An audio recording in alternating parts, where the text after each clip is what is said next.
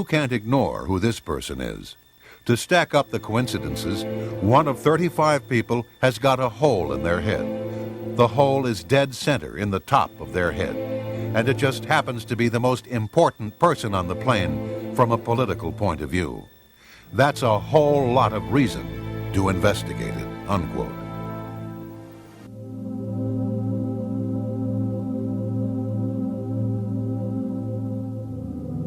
In late 1993, the White House Office of Personnel Security, headed by Craig Livingstone, illegally obtained from the FBI the confidential background files on more than 900 Bush administration officials and other perceived enemies of President Clinton. At the request of Hillary Clinton, the files were to be uploaded onto White House computers so that sensitive information could be shared with the Democratic National Committee. These files contain all allegations, rumors, or statements made about the individual during FBI background checks, whether or not confirmed, true, or even credible. Livingstone had a history of prior drug use, which should have disqualified him from serving in the White House. However, senior White House counsel William Kennedy III said that Livingstone was hired on orders from the First Lady. Other evidence indicates that this illegal activity was likely approved by President Clinton. Congressman Bob Barr comments on this frightening scenario. Chuck Colson, who is now a born-again Christian and a prominent speaker on prison reform and religion in America, went to federal prison, went to jail because he misused a single government law enforcement file. Yet we now know that the Clinton administration misused perhaps upwards of 1,000 or more FBI files, which include and contain very sensitive information on average American citizens. I think clearly what the Clinton administration is trying to do is an orchestrated, systematic effort to thwart justice, to thwart the rule of law, to thwart legitimate investigations by the Congress, whether it's impeachment proceedings or regular oversight. They're clearly designed, as they are, with going after Kenneth Starr, the independent counsel, and other independent counsels, trying to derail investigations. They're trying to derail prosecutions. It is very well orchestrated, and I'm sorry to say, in some degree, it is succeeding. But these are not isolated incidents that we're seeing with the compilation of enemies lists, enemies files, FBI files. It is systematic, it is abusive, I believe it is illegal, and it is very frightening because this is precisely the sort of stuff, except on a much larger scale, that forced President Nixon from office a generation ago.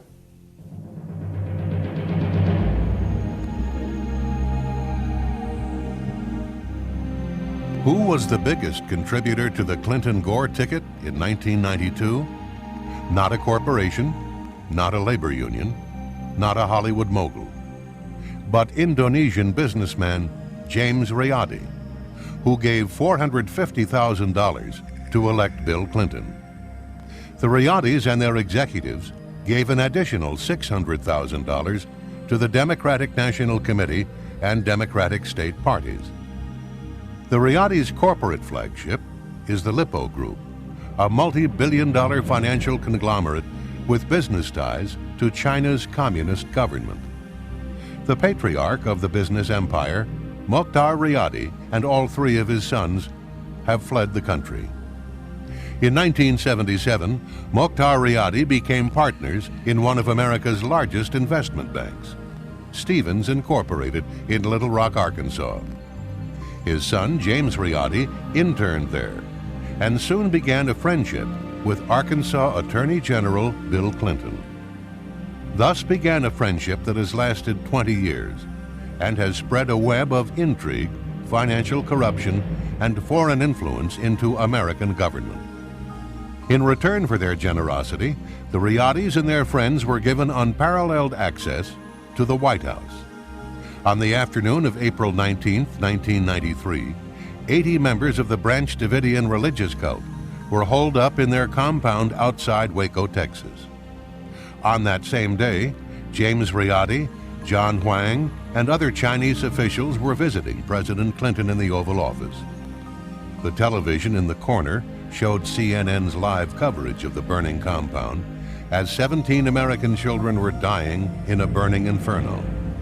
But the president took time out to give his visitors a tour of the White House. In their book, Year of the Rat, Edward Timberlake and William Triplett have connected the dots between the Clinton White House and the Communist Chinese. Some examples are as follows. The Riyadi family, with connections to Communist China's KGB, became the largest contributor to the Clinton-Gore campaign in 1992. Communist agents and representatives of Chinese organized crime were granted extraordinary access to the White House.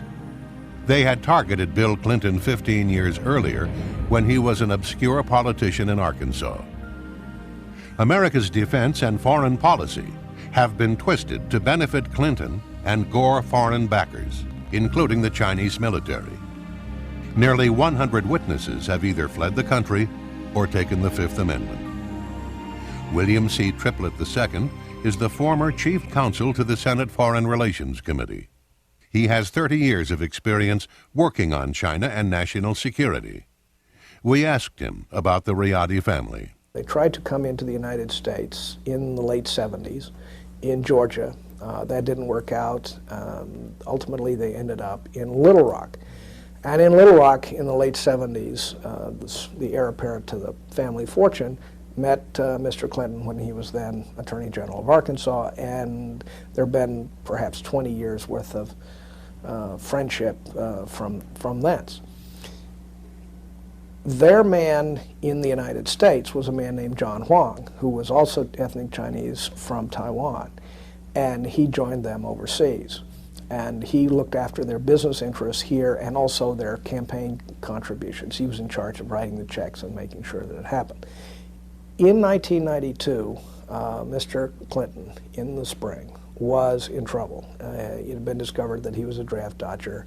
The Jennifer Flowers business had come out, and he was out of money for the New York primary.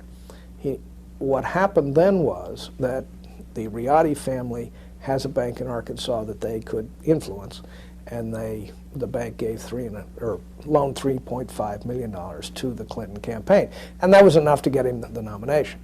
So I think one could say that they were instrumental in getting him the nomination and the election in 1992. It's really quite outrageous for a dollar that an American citizen provides to a candidate or a party of their choice being neutralized by a dollar coming in a million times over from a foreign source, not just a foreign source, but a foreign adversarial source, namely Communist China.